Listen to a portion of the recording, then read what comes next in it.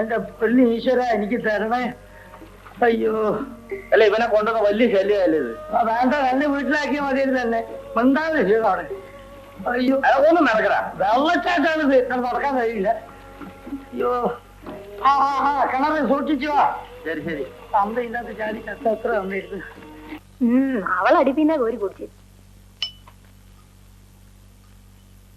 മോളെ, ആ രാമ ഒറ്റയ്ക്കാ.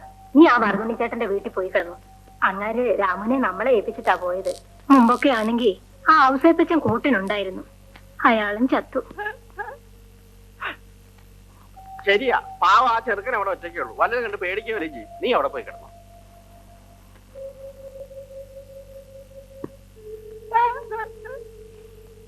ഇന്ന് രാത്രി ഈ വീട്ടിൽ നമ്മൾ ഒറ്റയ്ക്കാടി. അതിന് നീ ഇപ്പോഴും സുന്ദരിയാടി. വയസ്സന്റെ ഒരു ശൃംഗാരം. നീ എന്റെ കാര്യം. എന്റെ കർത്താവെ, എന്റെ കൊടവും പൊട്ടിച്ചല്ലോ. കർത്താവിന്റെ 5 തിരുമുറുകളാണ്. എന്റെ ഫിലോമിനെ, ഈ കിടന്ന കിടപ്പിൽ നിന്നെ ഞാൻ സ്നേഹിക്കുന്നു.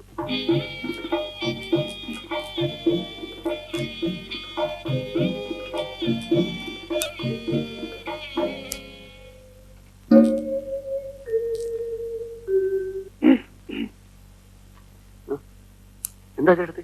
ഞാൻ നിനക്ക് കൂട്ടുകിടക്കാൻ വന്നതാ. എന്റെ അപ്പനും അമ്മയും പറയണേ നിനക്ക് ഒറ്റയ്ക്ക് കിടക്കാൻ പേടിയാണെന്ന്. നിന്റെ അപ്പനും അങ്ങനെയാ പറയണത്. ആണോ? നിനക്ക് പേടിയാണോ? എനിക്കൊരു പേടിയില്ല. ഞാനിവിടെ കിടക്കട്ടെ? ഇവിടെ സ്ഥലമില്ല, വേറെ പായെടുത്തിട്ട് കിടക്കും. ഉള്ള സ്ഥലത്ത് 2 പേര് കൂടി കിടക്കാം. വേണ്ട, ഈ പായെടുത്തിട്ട് കിടക്കും. വേണ്ടെങ്കിൽ വേണ്ട. നിനക്ക് ഇഷ്ടമില്ലെങ്കിൽ ഞാൻ കിടക്കുന്നില്ല.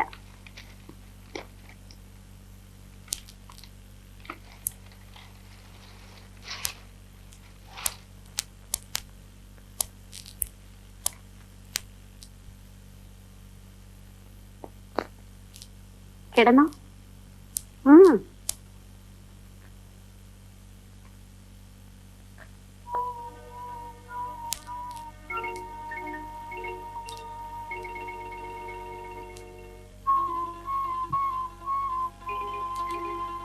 നീ എന്താ ഓർക്കണേ?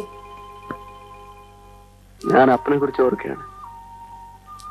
ഈ പ്രായത്തിലെ, അതും രാത്രി നേരത്തിലെ, ആരെങ്കിലും അപ്പനെ കുറിച്ച് ഓർക്കുമോ? പെണ്ണിനെ കുറിച്ചല്ലേ ഓർക്കേണ്ടത്. ദൈവത്തിന് നിനക്കത് പറയാതെ കേട്ടത്.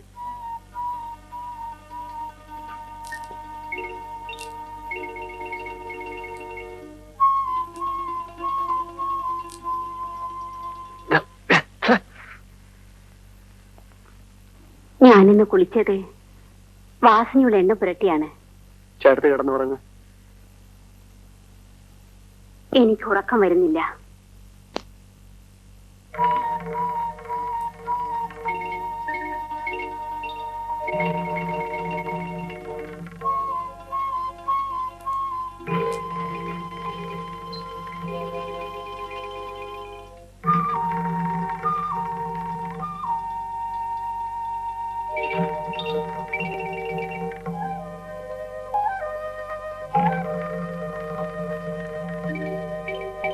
രാമു,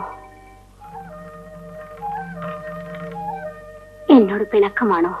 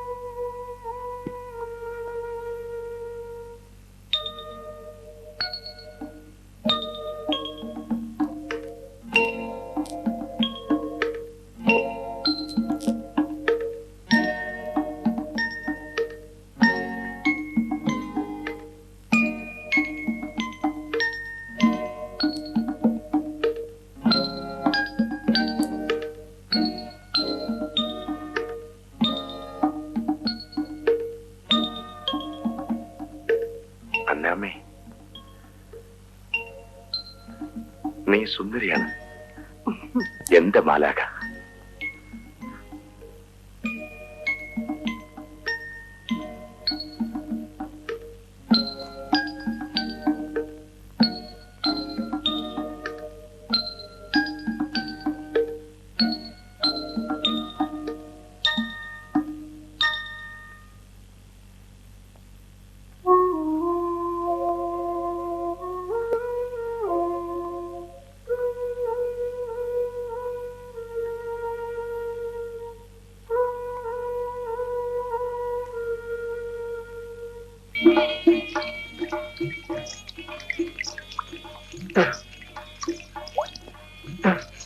അല്ലാമേ, എത്ര നാളാ ഞാനിങ്ങനെ വല്ലോന്റെ ലോറി ഓടിച്ച് കഴിയുക.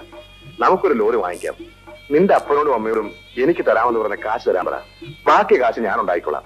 ഞാൻ പറയാം.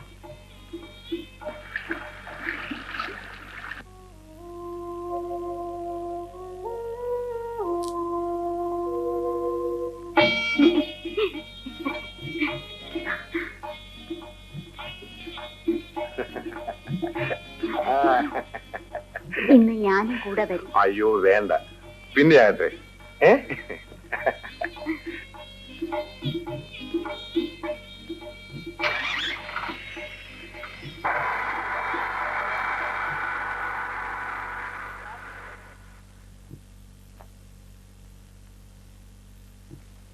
നീ ഇവിടെ ഇരുന്നേ.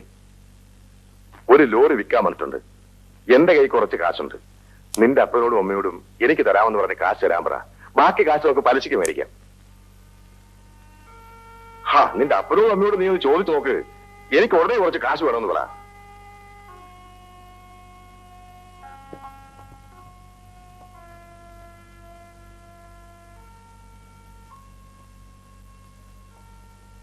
കാശ് വേണമെന്ന്. ഏത് കാശ്? ആർക്ക്? എന്റെ കല്യാണത്തിന് കൊടുക്കാമെന്ന് പറഞ്ഞ 5000 രൂപ. എന്താ മോളെ, ഇവിടുത്തെ സ്ഥിതിയൊക്കെ നിനക്കറിഞ്ഞൂടെ? ഒരു ലോറി വിൽക്കാൻ വന്നിട്ടുണ്ട്, അത് വാങ്ങിക്കണമെന്ന്. ലോറി പോയിട്ട് വീട് മേടിക്കാൻ കാശില്ല ഇവിടെ. അപ്പാ, നമ്മൾ കൊടുക്കാമെന്ന് പറഞ്ഞതല്ലേ, അത് കൊടുക്കണം. ഉണ്ടായിട്ട് വേണ്ടേ കൊടുക്കാൻ? എവിടെന്നെങ്കിലും ഉണ്ടാക്കി കൊടുക്കണം. എവിടെ നിന്നുണ്ടാക്കാനാ? അതൊന്നും എനിക്കറിയേണ്ട ആവശ്യമില്ല. എനിക്ക് നിങ്ങൾ തരാമെന്ന് പറഞ്ഞ 5000 രൂപ ഇപ്പൊ കിട്ടണം. എന്താ കുഞ്ഞെ, നീ ഇങ്ങനെ നിർബന്ധം പിടിച്ചാൽ എങ്ങനെ? കുറച്ചു നാളുകൂടെ ക്ഷമിക്കും, എങ്ങനെയെങ്കിലും ഒപ്പിച്ചു തരാം. കല്യാണം കഴിഞ്ഞ് ഒരാഴ്ചക്കകം കാശ് തരാമെന്നാ പറഞ്ഞത്. വർഷം 1 ആയി. 5 പവന്റെ സ്വർണം തരാമെന്ന് പറഞ്ഞു. കല്യാണത്തിന്റെ അന്ന് എവിടെ നിന്നൊക്കെയോ എരിവ് വാങ്ങിച്ചിട്ടു. പിറ്റേന്ന് അതിന് ഉടമസ്ഥര് വന്നങ്ങ് അഴിച്ചുകൊണ്ട് പോവുകയും ചെയ്തു. അതൊക്കെ ഞാൻ ക്ഷമിച്ചു. സ്വർണം വേണ്ട, എനിക്ക് നിങ്ങൾ തരാമെന്ന് പറഞ്ഞ കാശ് കിട്ടണം. പണം തരാമെന്ന് പറഞ്ഞത് ഈ ഇരിക്കുന്ന അപ്പനാ.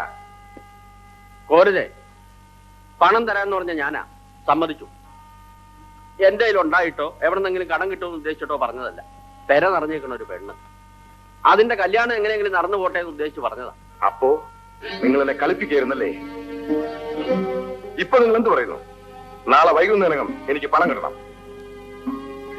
നിങ്ങൾ പണം തരുന്നോ ഇല്ലയോ? എന്നെ കൊണ്ടൊരു ഭാഗമില്ല. എന്നാലേ നിങ്ങളുടെ മകള് നിങ്ങളുടെ അടുത്ത് തന്നെ നിൽക്കട്ടെ. പണം ഉണ്ടാക്കി വെച്ചിട്ട് എന്നെ വന്ന് വിളിക്കുമ്പോ അപ്പൊ ഞാൻ വരാം. അയ്യോ അമ്മേ, മോനെ, നിങ്ങൾക്ക് സമാധാനമായല്ലോ. അവനോട് 2 കൊല്ലങ്ങൾക്ക് പറഞ്ഞാൽ എന്തായിരുന്നു? ഞാനിപ്പോ എന്ത് വേണം? അവനെ പിടിച്ചൊരു ഉമ്മ തുടങ്ങണോ? നിങ്ങൾക്ക് ഇവിടെ കണ്ണീര് കാണണം അല്ലേ? എന്താ വിശേഷം? പറയാം.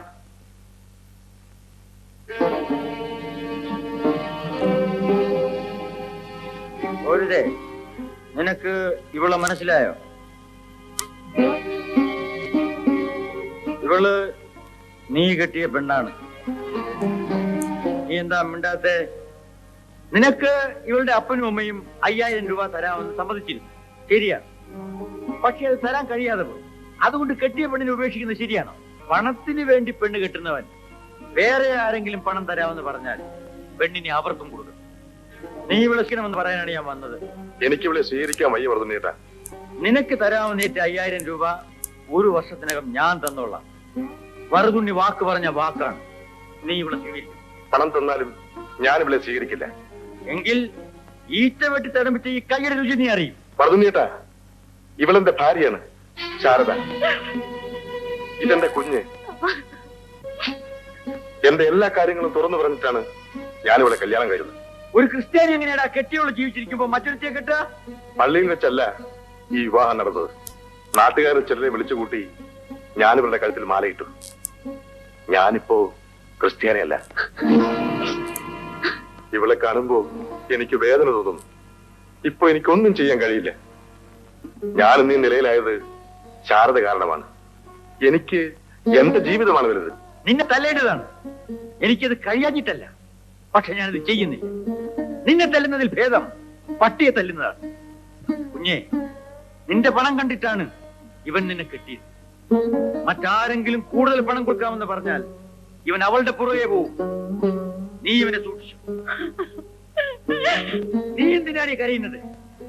ഇവന്റെ കൂടെ ജീവിക്കാൻ കഴിയുന്നില്ലല്ലോ എന്നോർത്ത് നീ കരയരുത്. ഇവന്റെ കൂടെ കുറെ നാൾ ജീവിച്ചു പോയല്ലോ എന്നോർത്ത് വേണം നീ കരയാൻ. ഇങ്ങനെ ഒരു കെട്ടിയവൻ നിനക്കില്ലാതിരിക്കുന്നതാണ് ഭേദം. ഇവൻ നിന്നെ വേണ്ടാന്ന് പറയുന്നതിന് മുൻപേ നീ ഇവനെ വേണ്ടാന്ന് പറയണമായിരുന്നു. പാപ്പ